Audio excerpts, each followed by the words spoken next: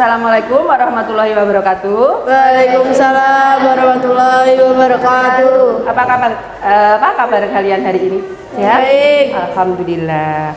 Nah, sebelum pembelajaran dimulai, marilah kita berdoa dulu supaya pembelajaran hari ini bisa bermanfaat dan bermakna bagi kalian. Silahkan, waklah disiapkan. Di tempat dulu siap, berdoa mulai. Bismillahirrahmanirrahim.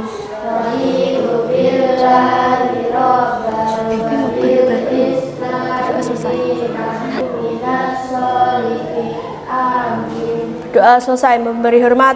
Selamat pagi, Bu. Selamat pagi.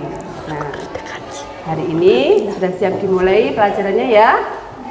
Coba dirapikan bajunya. Yang belum dimasukkan, kan kelihatan lebih ganteng. Nah, di meja, ya kan? Nah, baiklah. Sebelum saya mulai pelajaran, Bu Ana absen dulu ya. Kira-kira hari ini ada yang tidak masuk? Tidak. Alvin? Hadir. Aurelia? Hadir. Ayu? Hadir. Eca? Izin. Vicky? Tidak ada. Gracia? Ada beberapa anak yang tidak masuk. Mana? Izin. Oke. Baiklah, kita mulai pembelajaran hari ini dan amati kondisi keadaan alam yang ada di gambar atas dan gambar bawah. Kira-kira kalian akan lebih nyaman tinggal di yang mana? Atas. Mengapa? Ya, betul sekali. Udaranya masih segar, bersih, kemudian lingkungannya asri, ya toh? Nah, kalau gambar yang bawah itu seperti apa kondisinya? Iya, banyak sampah, betul sekali. Banyak sampah kumuh. Kalau kalian tinggal di lingkungan seperti itu pasti tidak nyaman, ya toh? Ya, karena lingkungannya sangat tidak mendukung untuk kita tinggali. Nah, sebelum kita lanjutkan ke materi kita yang inti, saya ingin membuat kuis untuk pembelajaran kita. Nanti kalian tes diagnosis ini kalian tulis langsung disilang, kemudian tulis namanya.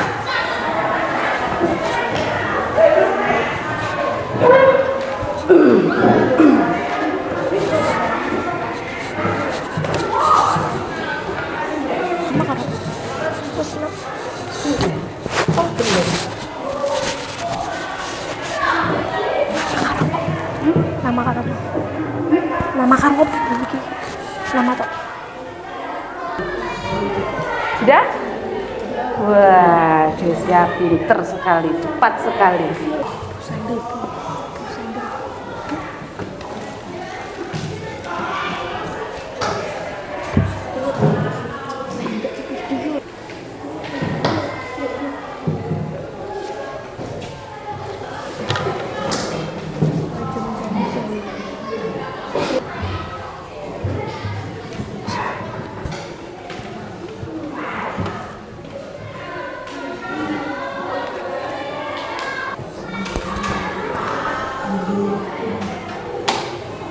Sudah selesai semua ya? Materi kita hari ini tentang pengaruh manusia terhadap ekosistem. Adapun tujuan pembelajaran ini yaitu melalui pengamatan pada gambar LCD, peserta didik dapat mendeskripsikan pengaruh aktivitas manusia terhadap keberadaan suatu ekosistem di sekitar mereka. Yang kedua yaitu melalui diskusi kelompok, peserta didik dapat mendeskripsikan jenis-jenis kegiatan manusia yang dapat mengganggu ekosistem. Yang ketiga, peserta didik dapat menganalisis jenis-jenis perilaku yang mencerminkan pola hidup yang ramah lingkungan. Nah, itu tujuan kita pembelajaran hari ini. Pemahaman makna kita yaitu peserta didik dapat mengetahui pentingnya ekosistem dalam kelestarian lingkungan sehingga timbul rasa bersyukur kepada Tuhan yang Maha Kuasa dan bergotong royong. Yang kedua, peserta didik mampu memahami pengaruh hubungan lingkungan biotik dan abiotik. Yang ketiga, peserta didik memahami interaksi antara kelompok penyusun suatu ekosistem. Nah, itu adalah pemahaman bermakna kita. Adapun teknik penilaian kita hari ini, yaitu yang pertama adalah penilaian formatif, yang kedua adalah penilaian sumatif. Penilaian formatif itu yang bagaimana? Penilaian formatif itu nilai dari sikap, perilaku kalian, kemudian bagaimana kerja kelompok kalian nanti, ada kekompakan apa enggak, kemudian hasil dari kerja kelompok itu adalah penilaian formatif. Sedangkan penilaian sumatif itu diambil dari nilai ulangan, kemudian tugas mandiri. Nah, itu adalah penilaian sumatif kita hari ini. Karena pembahasan kita, materi kita adalah pengaruh manusia terhadap ekosistem. Kalian tahu apa pencemaran bisa mempengaruhi ekosistem? Bisa. Mengapa? Karena bisa merusak habitat. Dengan pencemaran tersebut tentunya akan mempengaruhi ekosistem yang ada, habitat yang ada. Apa saja? Darat, laut, udara. Apa? Darat, laut, udara. Pinter sekali. Nah, jadi lingkungan yang asri, indah itu sangat mempengaruhi kita dalam kehidupan sehari-hari. Kita amati gambar yang ada di layar LCD. Kira-kira itu adalah gambar-gambar yang pencemaran, kemudian penebangan hutan. Nah, itu bisa mempengaruhi ekosistem yang ada di lingkungan kita. Ya toh? Yeah. Nah, penebangan hutan secara liar, nah itu bisa mengakibatkan apa? Longsor, kemudian pembuangan sampah sembarangan bisa menyebabkan banjir. Nah, itu asap pabrik. Nah, itu bisa menyebabkan pencemaran udara. Kemudian di pertanian penggunaan pestisida yang berlebih itu bisa menyebabkan apa? Pencemaran tanah. Betul sekali. Nah, Ayu Alvina Radit. Kelompok 2 Grecia Gita Aurelia Sandi. Kelompok 3 Greizra Irza Sivanindira Putri Dwi. Kelompok 4 Kesia Ajeng Kirani Siva Marcel. silakan mencari kelompoknya masing-masing. Kelompok 1, kelompok 2, kelompok 3. Ayo. Kelompok 1.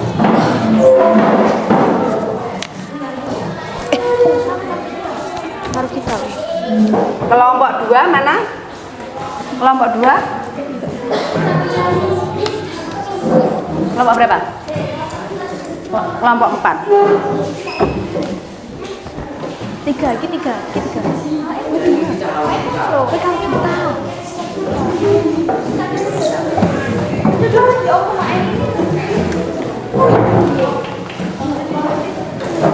Kelompok 2.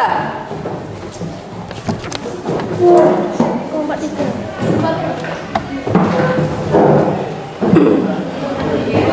Oh iya, aku orang mau. Aku tak kene yo, mau.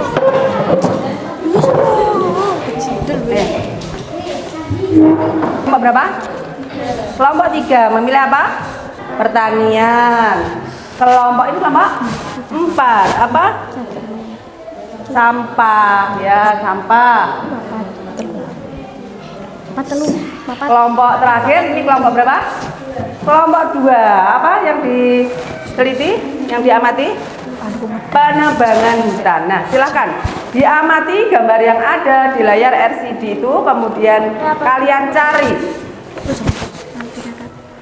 bentuk kerusakannya. Jelas di sana bentuk kerusakannya ada penebangan hutan, kemudian sampah, asap, dan pertanian. Nah, itu kamu cari.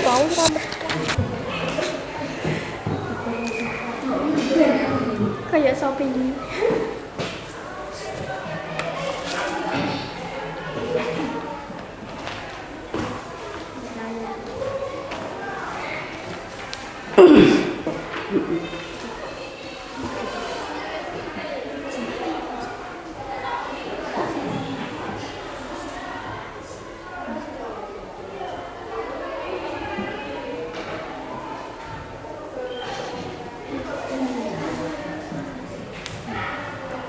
Iya.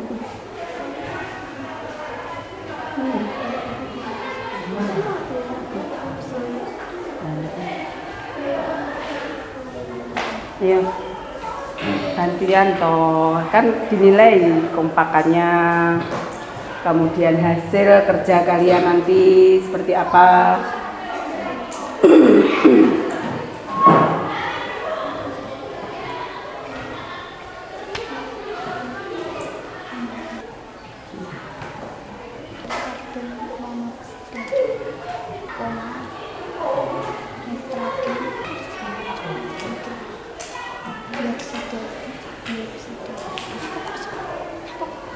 Gimana?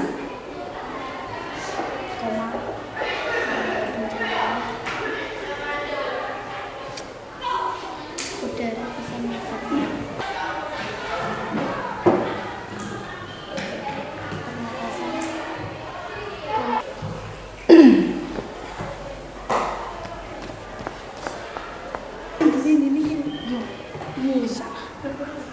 koma. Semua cerah Ya? anak serati. Gimana?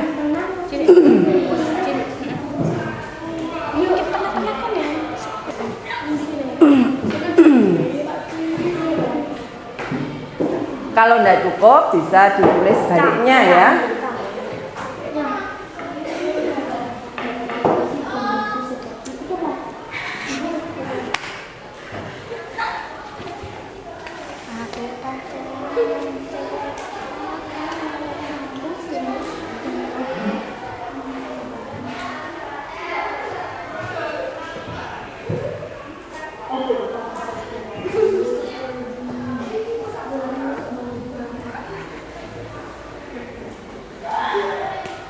Caca sudah selesai.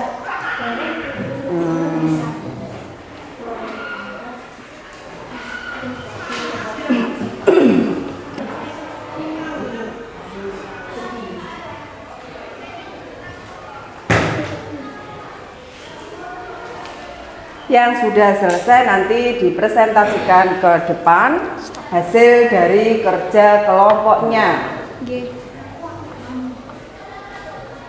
Kompakan kelompoknya dijaga supaya menghasilkan hasil kerja yang maksimal. Kalau tidak cukup bisa dibaliknya. Kelompok 1 sudah selesai. Kelompok 2 gimana? Kelompok sudah belum? Kelompok 3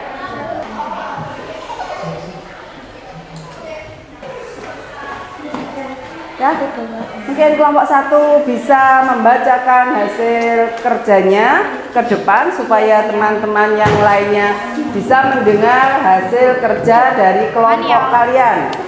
Coba presentasikan ke depan kelas. Ya. Saya dari perwakilan kelompok 1 yang beranggota Ayu Salvia, Alvida Tatkira Ulia, Virgin Ewendeka Kristiadi, dan Aditya Andika Pratama. Bentuk kerusakan yang sapilnya adalah asap. Faktor penyebab kerusakan dan dampak yang ditimbulkan. Pencemaran udara. Asap dapat mencemari udara dengan partikel-partikel yang sangat berbahaya seperti karbon monoksida, nitrogen dioksida. Pencemaran udara bisa menyebabkan masalah pernafasan, iritasi mata, dan penyakit yang lain. Perubahan iklim seperti asap dari pembakaran bahan fosil, penghasil gas rumah kaca seperti karbon dioksida dan metana. Gas-gas ini berkontribusi dalam pemanasan global dan perubahan panas yang sangat cepat. Kesehatan manusia. Dalam jangka panjang asap sangat menyebabkan masalah kesehatan yang sangat serius, termasuk penyakit pernafasan, jantung, dan kanker. Partikel halus yang masuk dalam paru-paru dan menyebabkan kerusakan jangka panjang. Alternatif pencegahan. Menggunakan energi terbarukan, mengganti memilih sumber energi fosil dengan energi terbarukan seperti tenaga surya, tenaga angin untuk mengurangi emisi yang disebabkan pembakaran bahan bakar fosil. Teknologi pembersihan seperti filter partikel, dan perangkap gas pada cerobong asap pabrik. Penggunaan teknologi bersih, dengan cara ini kita bisa menggunakan teknologi bersih dan ramah lingkungan dan industri dan sektor lainnya untuk mengurangi emisi asap. Nah, itu hasil presentasi dari kelompok 1. Kasih tepuk tangan. Ada pertanyaan mungkin? Oh, tidak, silahkan duduk kembali. Kelompok berapa? 1. Gracia Caca Titianada, Siva Nindira Lita Irza Dani Firmansyah Putri Dwi Lestari. Bentuk kerusakan, pertanian dan produk pangan, faktor penyebab kerusakan dan dampak yang ditimbulkan. Penggunaan pestisida dan bahan kimia yang berlebihan bisa menyebabkan kerusakan dan juga mengakibatkan pencemaran tanah, air dan udara dan juga membahayakan bagi kesehatan manusia. Alternatif pencegahan, mengadopsi praktek pertanian organik seperti penggunaan metode pengendalian hama alami dan penggunaan pupuk organik. Penggunaan lahan yang tidak berkelanjutan seperti deforestasi dan konversi lahan pertanian menjadi bahan perkotaan dapat mengurangi luas lahan yang akan dijadikan pertanian dan akan menggunakan ekosistem alam. Alternatif pencegahan, mengadopsi praktek pertanian berkelanjutan seperti pengolahan lahan yang baik, penghijauan, dan menggunakan teknologi yang ramah lingkungan. Erosi tanah terjadi karena lapisan atas tanah terkikis oleh air atau angin. Hal tersebut bisa mengurangi kesuburan tanah dan menyebabkan hilangnya lapisan tanah yang penting. Alternatif pencegahan, mengadopsi praktek konversi tanah seperti tanaman penutup tanah, penggunaan terasering dan pengelolaan vegetasi yang baik. Sudah selesai. Ada pertanyaan mungkin? Tidak. Kasih tepuk tangan untuk kelompok Caca. Silakan dibacakan kelompoknya, nama kelompok, bentuk kerusakannya. Kami dari kelompok 2 yang bernama Aurelia Dinda Putri dan Sandi Eka Pratama dan Gracia Greta. Penebangan hutan. Penebangan hutan adalah proses penghilangan pohon-pohon di hutan secara besar-besaran. Faktor penyebab utama kerusakan hutan meliputi eksploitasi kayu. Penebangan hutan untuk memperoleh kayu merupakan faktor utama kerusakan hutan. Kayu digunakan untuk berbagai keperluan seperti konstruksi, pembuatan furnitur, dan bahan bakar. Pertanian dan perkebunan hutan sering ditebang untuk memberikan lahan bagian pertanian dan perkebunan. Praktek ini seringkali melibatkan kebakaran hutan yang dapat menyebabkan kerusakan yang luas.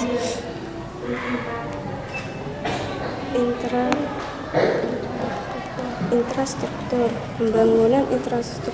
Sedikit keras biar temannya mendengar. Infrastruktur seperti jalan, bendungan, dan permukiman manusia juga dapat menyebabkan penebangan hutan signifikan. Dampak yang ditimbulkan oleh penebangan hutan adalah sebagai berikut. Perubahan iklim. Hutan berperan penting dalam penyerapan karbon dioksida CO2 dari atmosfer. Penebangan hutan mengurangi kemampuan hutan dalam menyerap CO2 yang berkontribusi pada perubahan iklim global. Hilangnya sumber mata air. Hutan berperan penting dalam menjaga ketersediaan air. Penebangan hutan dapat mengurangi aliran air dari penyebaran kekeringan. Alternatif pencegahan penebangan hutan meliputi pengelolaan hutan yang berkelanjutan, menerapkan praktik pengelolaan hutan yang berkelanjutan seperti penanaman kembali pohon yang ditebang, perlindungan terhadap hutan primer dan menggunakan kayu yang diperoleh secara legal dan berkelanjutan. Promosi penggunaan kayu alternatif mendorong menggunakan kayu alternatif yang berasal dari sumber yang berkelanjutan, seperti kayu daur ulang atau bahan bangunan non-kayu. Perlindungan hutan primer meningkatkan perlindungan terhadap hutan primer yang memiliki keanekaragaman hayati yang tinggi dan berperan penting dalam menjaga ekosistem. Edukasi dan kesadaran masyarakat meningkatkan kesadaran masyarakat tentang pentingnya menjaga hutan dan mengurangi konsumsi kayu ilegal. Sudah selesai? Ada pertanyaan? Tidak. Kasih tepuk tangan untuk kelompok 2. Kami dari kelompok 4, nama anggota Kesa Ajeng Regina Celsistia, Kirani Indah Putri Kusuma, Siva Marcel Fernando. Bentuk kerusakan sampah. Pembuangan sampah anorganik sangat membahayakan bagi ekosistem dan menyebabkan kerusakan tanah. Faktor penyebabnya ada dan dampak yang timbul. Pencemaran lingkungan, sampah anorganik seperti plastik, logam, dan kaca tidak mudah terurai secara alami ketika dibuang secara liar. Sampah ini mencemari tanah, air, dan udara. Pencemaran ini dapat merusak ekosistem, mengancam kehidupan hewan dan tumbuhan, serta mengganggu keseimbangan ekosistem. Kerusakan ekosistem laut. Sampah plastik yang dibuang ke sungai atau laut dapat mencapai lautan dan membentuk pulau sampah yang merusak ekosistem laut. Hewan laut dapat terperangkap atau memakan sampah plastik yang dapat menyebabkan cedera atau kematian. Alternatif pencegahan yang dapat dilakukan untuk mengurangi kerusakan dan dampak pembuangan sampah anorganik secara liar adalah daur ulang, mendorong plastik daur ulang untuk bahan-bahan anorganik seperti plastik, logam, dan kaca. Ini melibatkan pengumpulan dan pengolahan kembali sampah anorganik menjadi bahan baku baru. Pengurangan penggunaan plastik sekali pakai. Mengurangi penggunaan plastik sekali pakai dengan menggantinya dengan alternatif lingkungan seperti tas belanja kain, botol minuman bahan ulang, dan pengemasan yang dapat didaur ulang. Sudah? Gimana? Ada pertanyaan? Kasih tepuk tangan untuk kelompok 4 hasil kerjanya. Nah, yang sudah kalian amati tadi merupakan beberapa contoh dari pengaruh manusia terhadap ekosistem. Tidak mungkin kan semua kegiatan ini yang melakukan adalah hewan ataupun tentunya manusia yang menyebabkan kerusakan yang ada, ya, kerusakan alam yang ada di sekitar kita, gitu. Nah, jadi kerusakan yang terjadi, nah itu disebabkan oleh tangan-tangan yang jahil tentunya. Nah, dari kegiatan ini kita bisa tarik kesimpulan bahwa apa? Ekosistem itu nah terjadi gimana? Tolong.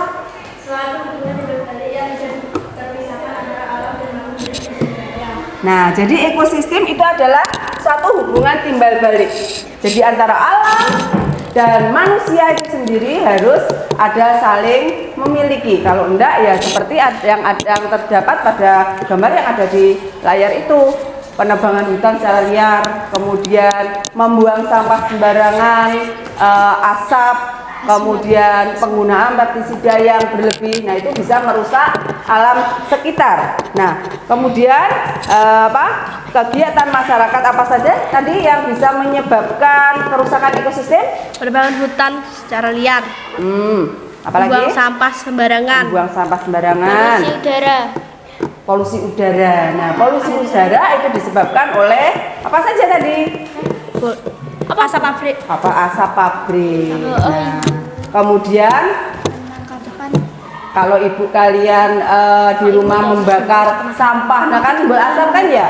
Kalau kalian dalam suasana seperti ini, kita ini sekarang kan ada pada cuaca yang sangat ekstrim ya, kadang hujan, kadang panasnya pun juga bukannya sangat menyengat gitu.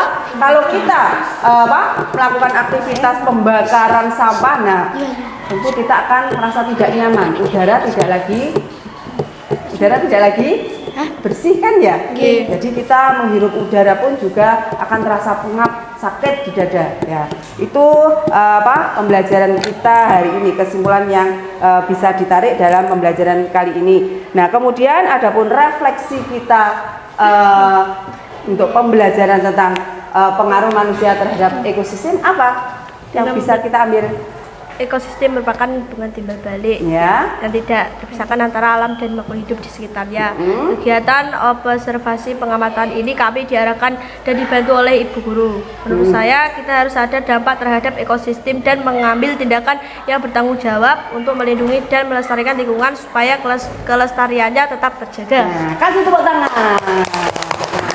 Apa namanya? Ayu. Ya, kasih tepuk tangan untuk Ayu. Nah, betul sekali bahwa refleksi kita hari ini, lingkungan itu sangat berpengaruh pada kehidupan kita. Jadi harus ada timbal balik, kita harus menjaganya. Supaya apa?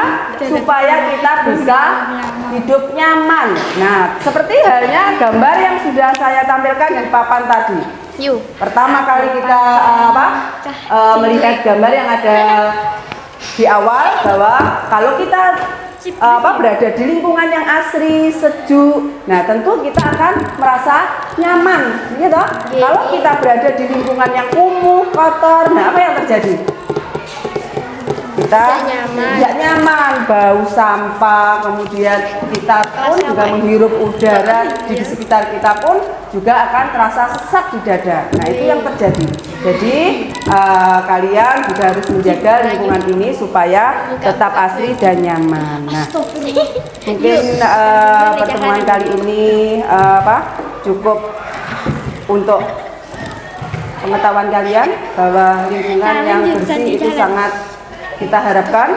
Nah, untuk menutup perjumpaan kita ini, marilah kita berdoa supaya ilmu yang kita dapat hari ini bisa bermanfaat di kemudian hari dan bisa kalian gunakan untuk pengalaman kalian di lingkungan kita atau kehidupan kita sehari-hari. Nah, silakan ketua kelas untuk memimpin berdoa untuk pembelajaran hari ini. Waktu siap, doa mulai.